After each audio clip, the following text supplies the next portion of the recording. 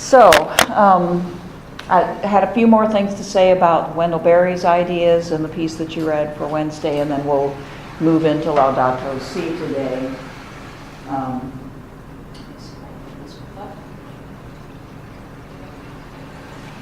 Okay, so I think where we left off last time, I had just mentioned this concept that Berry uses, he kind of brings it into play in his essay, Food as a Weapon. And it's not explained terribly well. He says that the Secretary of Defense, I believe it was, had said, now food is a weapon.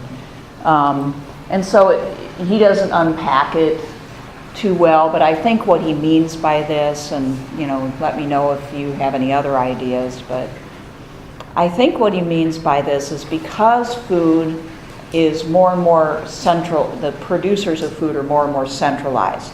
Okay, so there are fewer people making food, providing food, processing it. The fewer the sources, the more power can be wielded by both companies and by states potentially because of that. The more diversified the food system, the harder it would be to use as a weapon because there'd be more sources of food. Okay?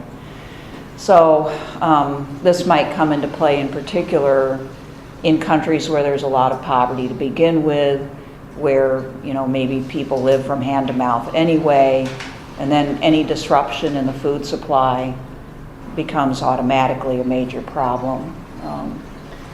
But it's also a source of power potentially for Berry, maybe in the way that it's sold to people, that as we've kind of explored, the way that food is sold to people changes people's tastes and desires and wants and needs, and reshapes them maybe into, he makes a big deal out of, we don't need all the things that we have or buy, and that perhaps our tastes and desires are getting shaped by the food industry. But I really think as far as the weaponization of food, probably he means more this, that putting food into the hands of global corporations and that produces more power for them and potentially for some governments to use against others.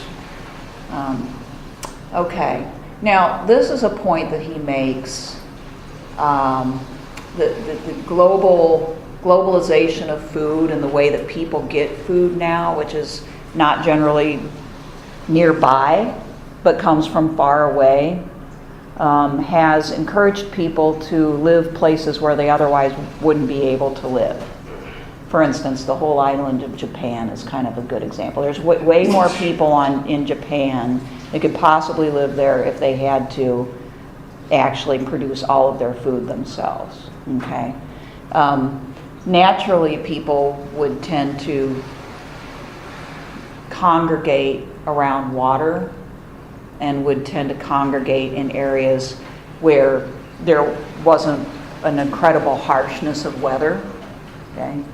But the more the food supply changes and the more the sources come from wherever, the more people are encouraged to live places that don't have enough water, where the climate is harsh, where they need all sorts of helps, in other words, food from someplace else among those helps, but also the use of more climate control and technology just to be able to get around and survive. Okay, that is a point that I guess Berry makes that is pretty controversial, and I wanted to point this out. This is an area where he wouldn't agree, probably, obviously, but if not, I'll explain it, with Pope Francis.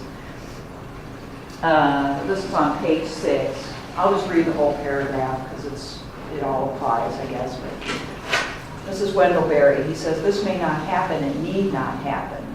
Okay, and he's talking about the exhaustion of farmland and farm culture.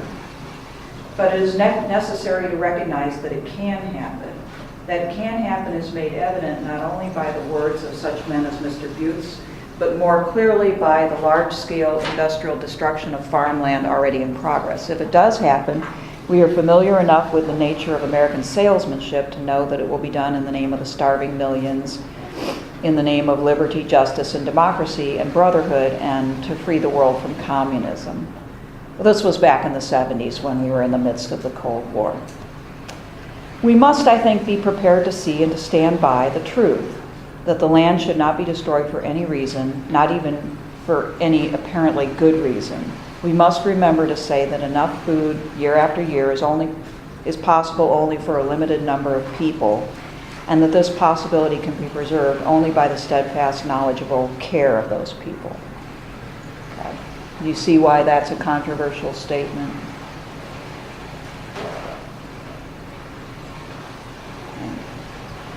Because basically Barry's saying that we shouldn't overpopulate, right?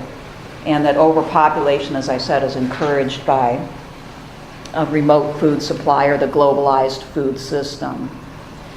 And if you did what Barry eventually asks for and start to dismantle that food system, depending on how rapidly that happened, but in any case, it would cause a great disruption in human life at this point.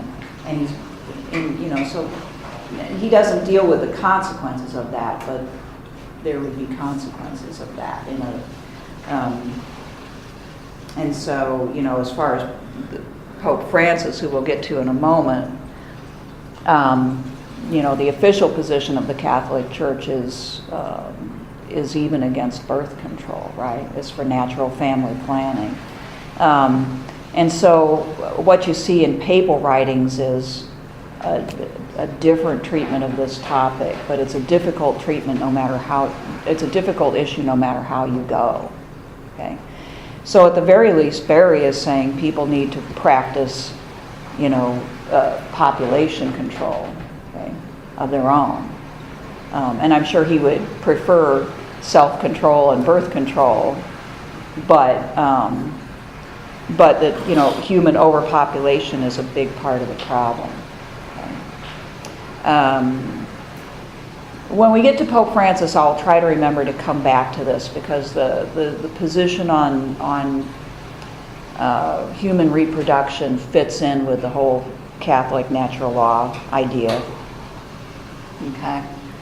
So anyway, Barry says several controversial things in this piece, and that's one of them. That people need to stop reproducing at the rate that they are. And that if nature took its course, we would not have so many people living in a lot of places. Yeah.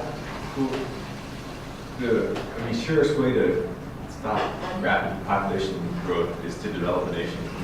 Mm-hmm. Is to be Western Europe has like the lowest, children per capita.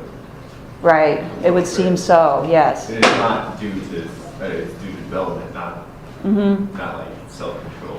Right, and this is where, Francis has a different point of view about this. He, and generally I think the church's position is development is preferable, right? And they don't maybe come right out and say what you just said for, obvious reasons. They can't exactly say that, but they don't see any necessary problem with development as long as it's done as well as possible and as ecologically as possible, which they tend to think can happen now that we know more.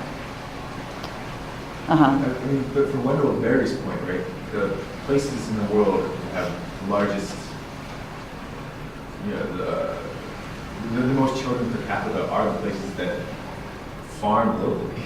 Mm-hmm. Right, so sub-Saharan Africa has upwards of 7 children per woman. Right. And they grow their own food, right? And that's where the population boom is coming from, not from the places where we actually import our food. Yep. And this is, I'm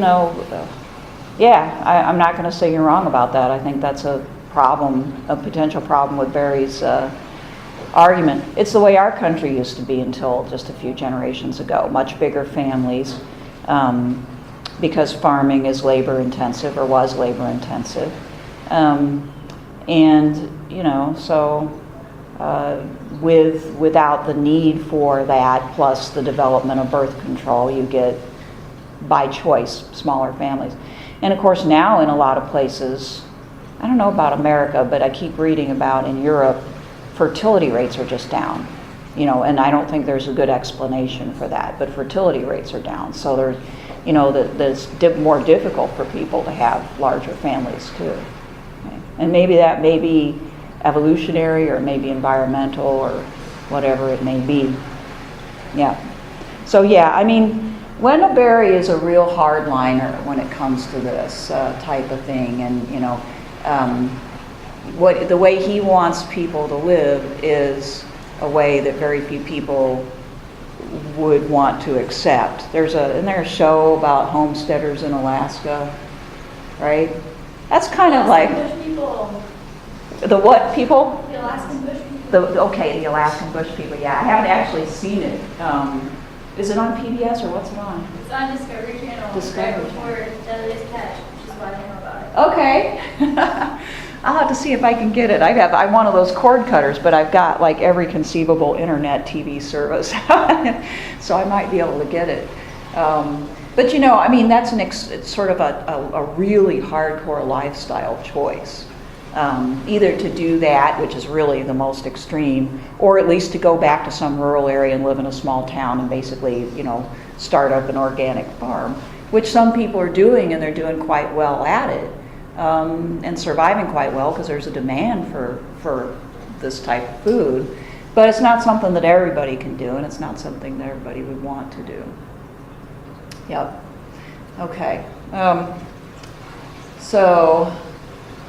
And to kind of add on to that observation, Berry says that the root cause of these problems is our not wanting to do manual labor. In other words, that we have come to a point in civilization where manual labor is looked down upon or looked upon as lesser than intellectual labor. And there's some implication that people are just lazy, that whenever they can get out of it, they will. And so he actually goes back to, slavery, and he says, at first we, human beings use other people, right? And he says this stuff in a shocking way to get people's attention. But, first we use people, and then when we develop enough technology, we don't have to use them anymore. But then we get back to exploiting people because the technology speeds up what we can produce and generates new wants and desires and so on and so forth. And then we exploit people as consumers, as well as through the pollution caused by the rapid development. Okay, so he has this paragraph where he describes this process, and he wants people to see themselves as basically both exploiters and exploited at this point. Okay. Now, his proposal, though he doesn't use the term, is distributionism. And distributionism is a policy to redistribute land. Okay? It's been done in various countries, sometimes with some success and sometimes with disastrous results. Okay? So what it would mean is taking many of these large farms and parceling them out to individuals or to families, right?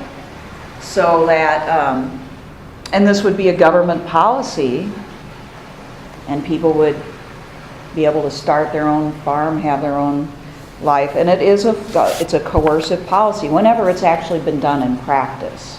It's a coercive policy. You take away property from some people and you give it to other people. You still have a system of private property, but you have a government policy of redistribution. So some people's private property, namely the corporations that run major farms, are taken from them and given to other people. Okay?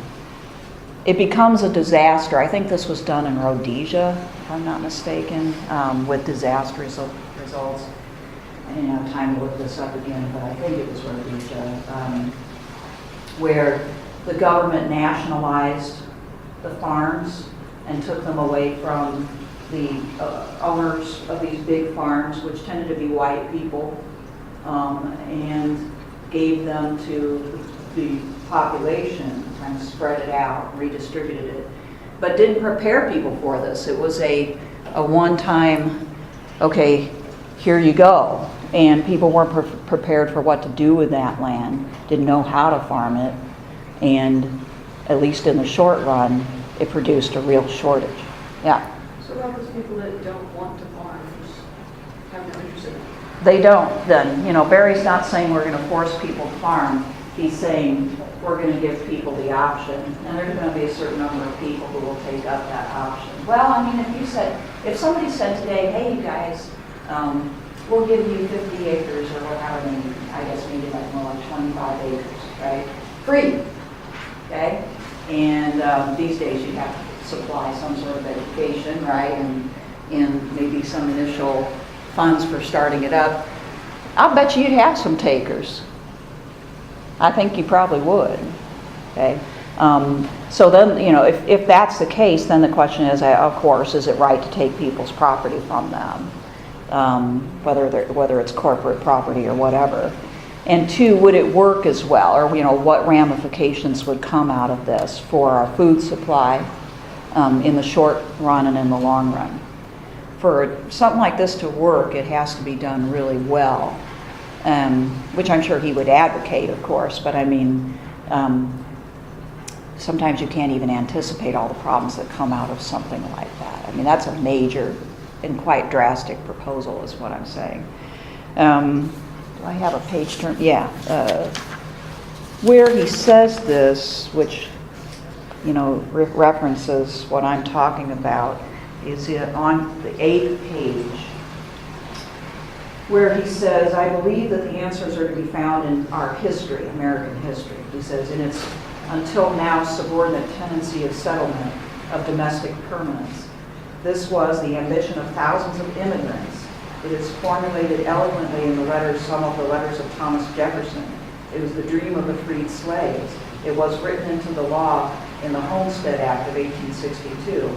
There are few of us whose families have not at some point been moved to see its vision and to attempt to enact its possibility. I'm talking about the idea that as many as possible should share in the ownership of the land and thus be bound to it by economic interest, by the investment of love and work, by family loyalty, by memory and tradition.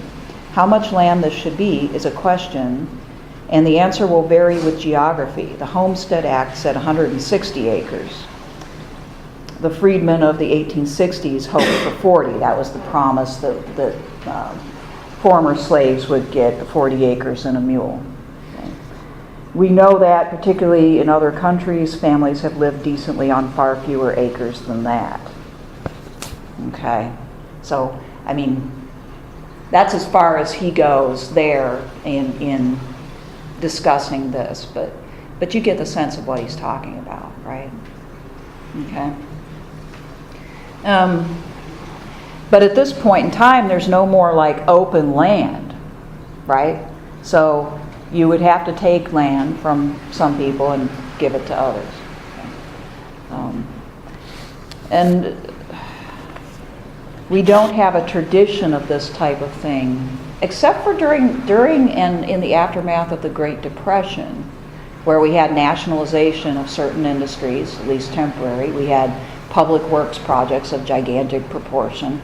We had rural electrification projects, So during that period of time, which was a crisis, where everything was up in the air, people were willing to accept some of these things. Although I have to say, not everybody was. It also produced a great deal of paranoia and fear on the part of some people that, government was becoming too dictatorial.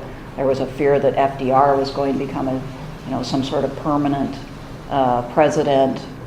And so, but I think it managed to happen because, and be accepted by most people because the times were so tough. And they'd been through so much, right, with the Great Depression. And then, of course, World War II. Okay, anyway, any other comments about Wendell Berry's ideas? Uh-huh. Does he address the, I guess, the regression back to having multiple children to help run a farm? You have a bunch of people that do decide to take this route and do these farms, so one or two people can't manage that all by themselves. They're going to start having more children. Right.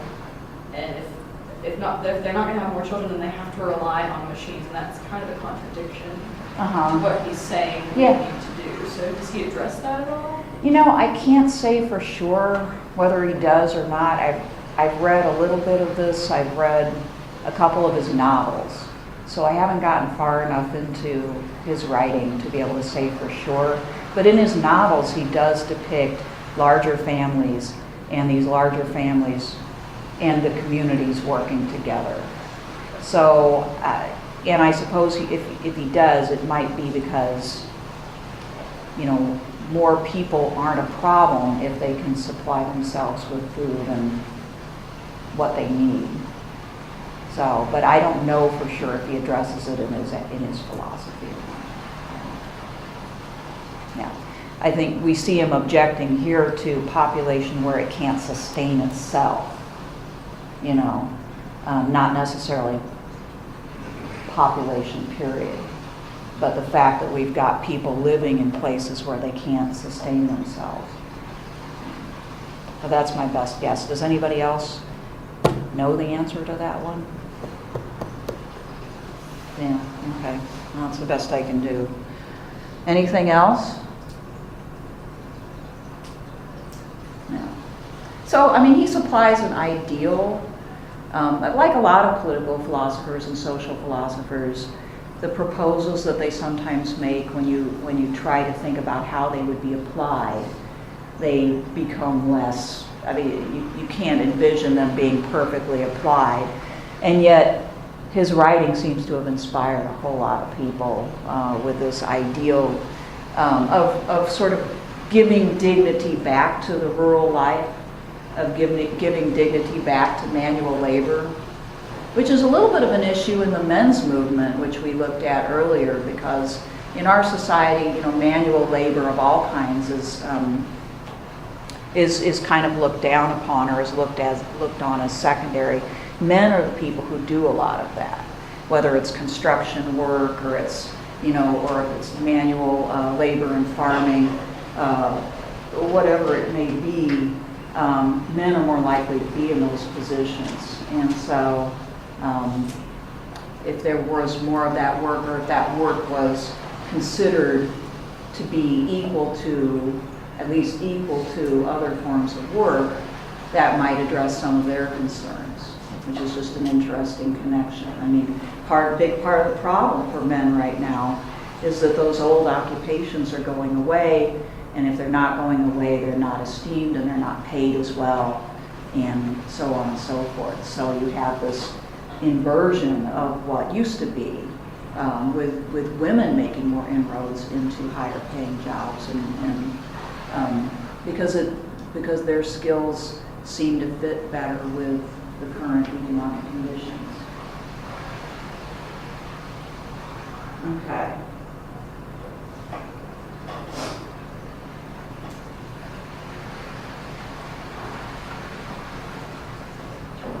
Okay. So last thing we wanted to look at was Laudato Si by Pope Francis. Praise to you is what this means, but the subtitle of this work is On the Care of Our Common Home. And it was written just last year.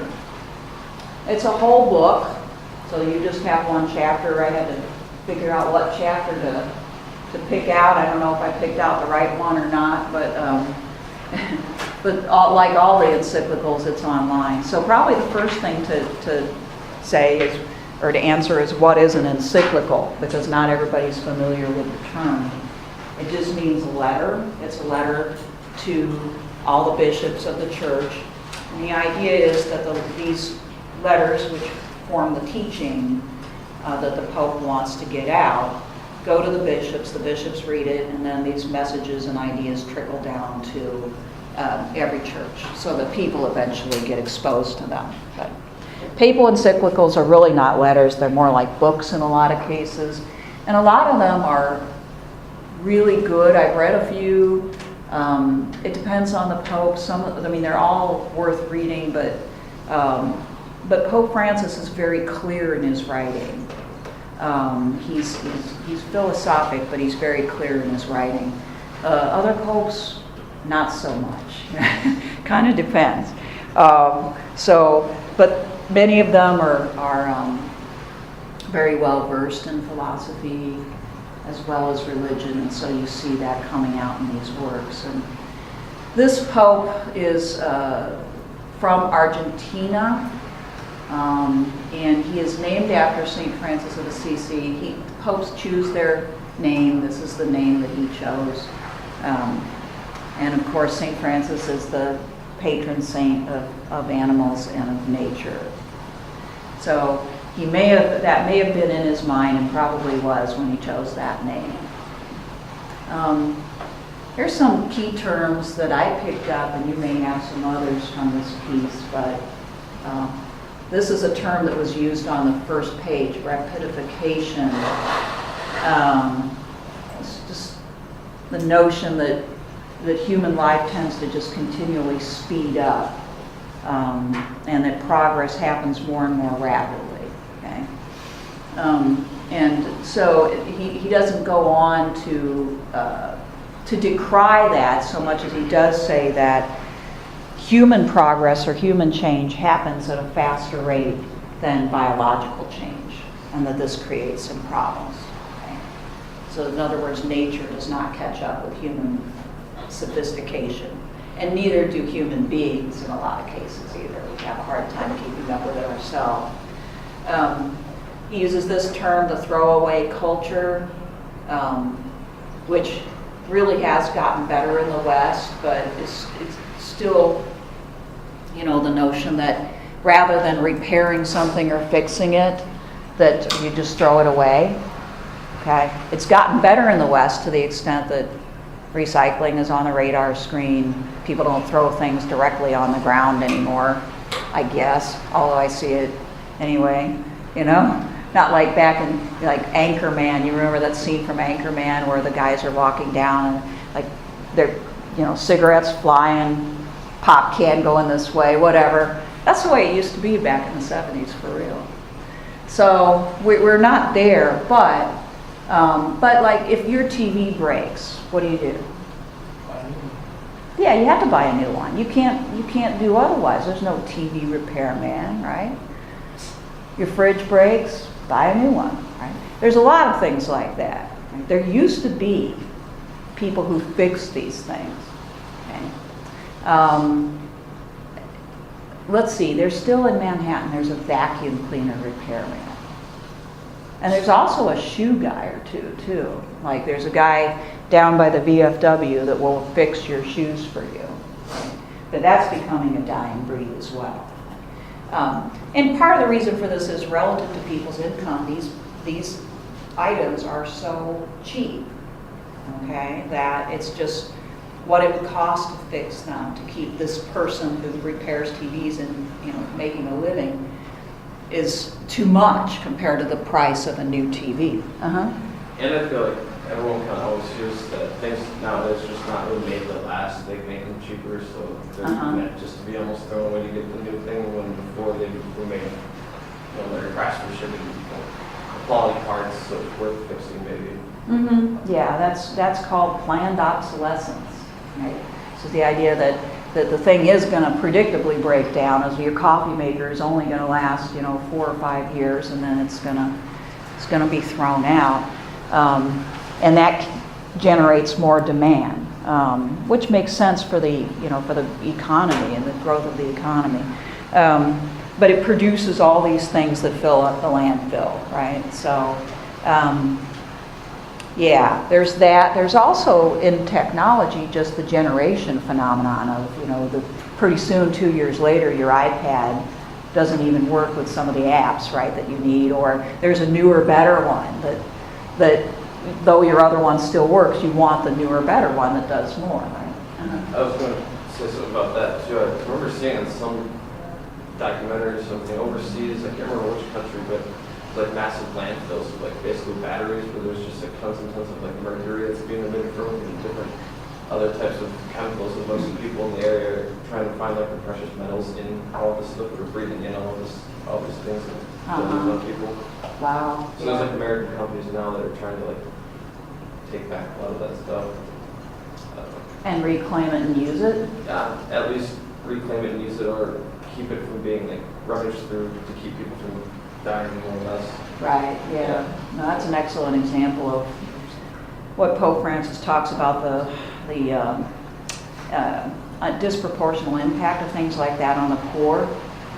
Because, where do you dump your stuff? You tend to dump it in poor areas of this country or poor other countries, right? And where these types of things happen, people who are desperate will go picking through whatever is there, right? Not to mention all that stuff gets into their soil and their water and that they need to survive. So yeah, so throwaway culture is something that we're very familiar with, and so it produces a lot of waste. Water poverty is another term he uses. We'll look at that, but it's the notion that some parts of the world have an abundance of water, other places have very little, or he also makes the point the water that they have is polluted, or it's dangerous to their health somehow.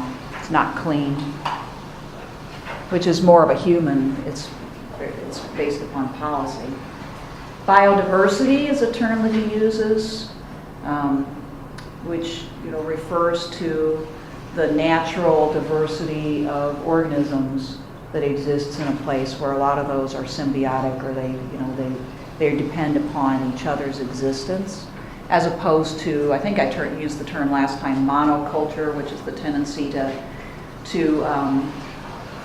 take out a lot of the diversity of naturally occurring species of plants and animals and farm, for instance, only one crop, or have big lawns of grass rather than whatever used to grow there. And then he also uses these terms, mystery and beauty, which you may not have picked up on, but they don't have much to do with science, but they have to do with I guess human thinking and human culture. So we'll take a look at that too. Okay. So, but underlying his teaching, which isn't referenced by him, at least in this chapter, is the Catholic notion of natural law. Natural law isn't necessarily Catholic, but the medieval Catholic Church developed a version of natural law. And in this version, God is the creator of all things and put a certain law into the nature that God created, okay? Which is a certain reason, certain rules that it operates by. Now, typically, if you learn natural law, whether medieval or modern, it's going to be applied to human beings. So if you've taken another political thought class from me or from Dr. Warner, you may have heard of natural law applied to human beings, right? But it can also be applied to the natural world. And you get the same sort of reasoning as you do with the human beings. For instance, it's a natural law not to murder, right? Because if you murder, which is unjustified killing, then you create a situation where more disorder is likely to occur. Right? It's just these kind of common sense rules, right? What works to create harmony amongst people versus what works to create disharmony. So the same sort of reasoning applies to the natural world, or can apply to the natural world. Okay? It's holistic or cyclical, which just means the emphasis is on the idea that you have to consider the whole and not just the parts, which by now ought to be sort of a fairly familiar idea. Okay? You have to consider the whole of nature, not just the parts, and you have to realize that certain change in one area produces change in other areas. ripples out, right? And so you have to be very careful about what you do. Right? There's the idea in natural law that you have natural rewards and natural punishments. So for obeying the natural law, you receive health, happiness, prosperity.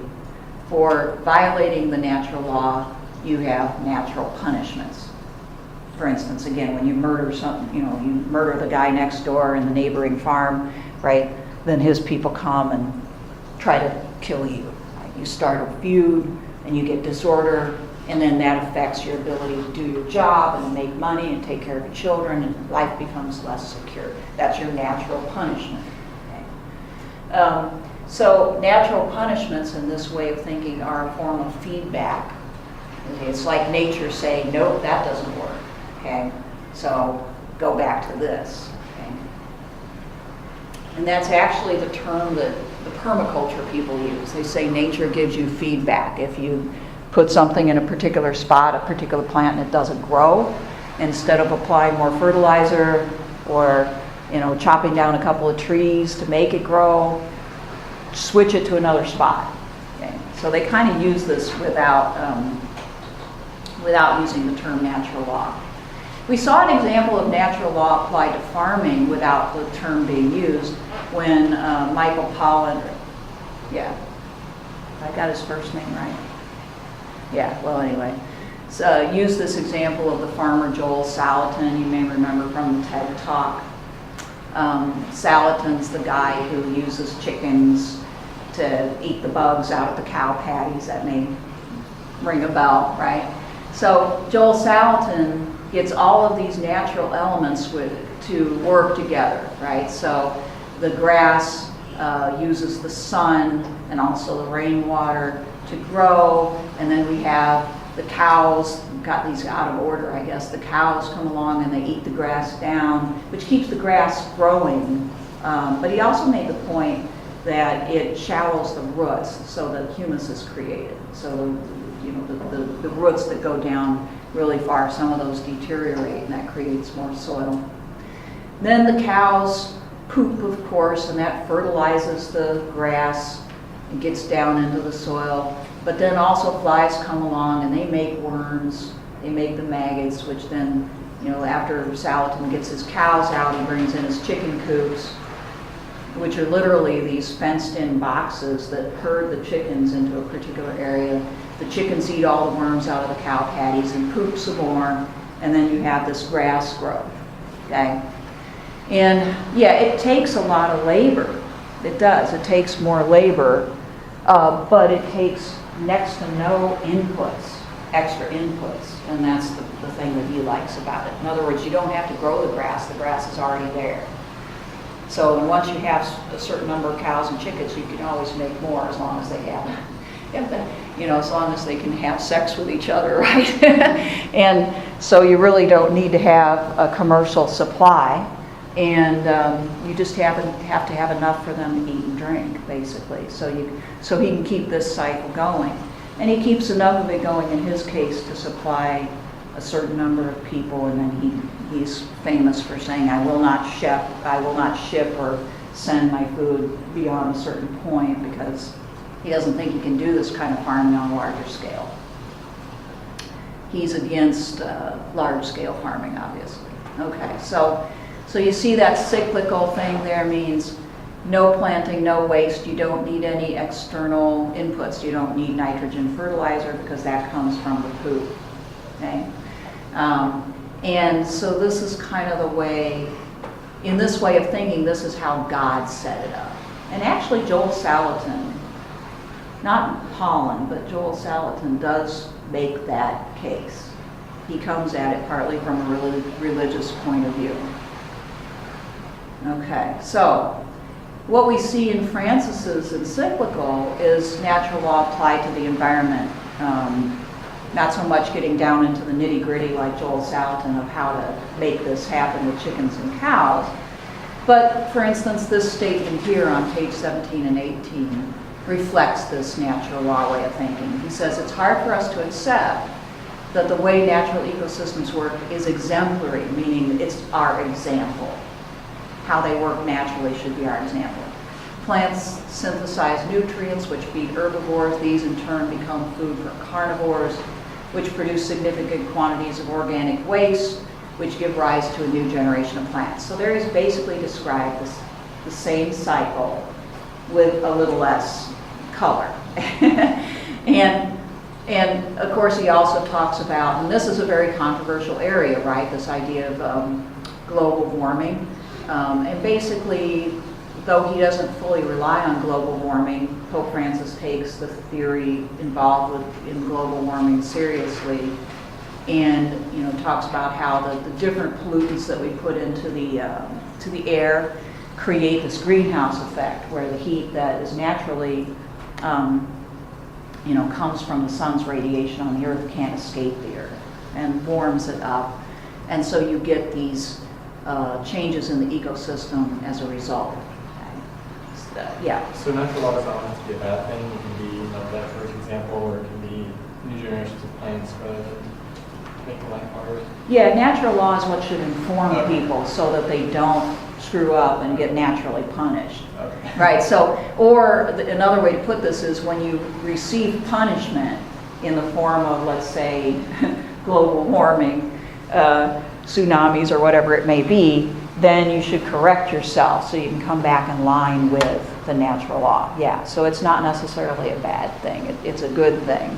It's just that, so what he says is most of the time when people receive that natural punishment, what they do is they try to find another technological means to get around it rather than listen to the feedback, you might say, okay? So, and he's really said, in the case of Francis, you don't have to, of course, many people make these arguments without reference to religion, but in Francis's case, he's basically saying these natural laws, these are God's laws built into nature. In effect, God speaks to people when they get this feedback that in effect tells them they're doing something that doesn't work, right? And it is a sin in this way of thinking to ignore that feedback. It's a sin because it's an affront to the nature that God created, and it's also a sin because it disregards the needs of people. So you do see that kind of language, and it's natural that you would in a piece like Laudato Si. Okay. So that gets us to, I've got just enough time to go through this. The particular Catholic angle or Catholic Christian angle here is, as I said, natural law is God's law. And human beings were made to be stewards of nature from this perspective and not exploiters. Stewards, and then that gets tied into the creation story and a particular interpretation of the creation story in which human beings were not told to just exploit nature, but to develop it and to use it wisely. And of course, another angle is our concern for the poor. Christians ought to be particularly concerned for the welfare of the poor, and so he does develop this angle of, how these environmental changes, economic and environmental changes, have a disproportionate effect on the world's poor, and that Christians need to be more concerned because of that. We've already mentioned water poverty. But diseases caused by malnutrition, it's a constant refrain in these types of writings that some people in the world, have more than they need, and other people in the world live on the edge or they're starving, and that this is a gross injustice and a sort of systemic sin. It's a sin that involves the entire system that people condone by participating in it. And finally, as far as these words, mystery and beauty, again, they're not unpacked too much here, but they're important because from this Catholic Christian angle, basically they intimate the call for humility. Pride is a sin from the Christian perspective. Humility is the antidote, kind of understanding relative place in the world. And so when he refers to mystery, he's calling on this notion that though we have a massive amount of science and knowledge and technology, what we find is that we still don't know enough to be able to fix all of our problems with technology and science. And therefore, we ought to acknowledge the so-called mystery, right? Which is the unknown that may impact us or that we can't fully control, okay? And that ties back into God's existence. Also, beauty. He says, but a sober look at our world shows that the degree of human intervention, often in the service of business interests and consumerism, is actually making our earth less rich and beautiful, even more limited and gray, even as technological advances in consumer goods continue to abound limitlessly. We seem to think that we can substitute an irreplaceable and irretrievable beauty, that is the natural beauty, with something which we ourselves have created.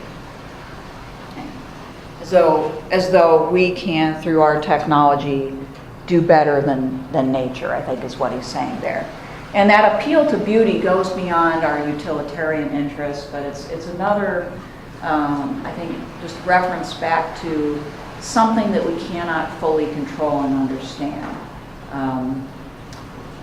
but which makes us human, our appreciation of beauty. And so beauty is a form of feedback as well in this way of thinking. In other words, if you look at something and you see beauty, and it's a natural beauty, you're more likely to see something that's healthy, if that makes sense. Which goes all the way back to the ancients, which the Catholic Church tends to draw on, I think. All right, any questions? We've got like 1 minute. Any last minute burning question? All right, well, if you think of one, save it for next time, because we'll be still on the same general topic next week.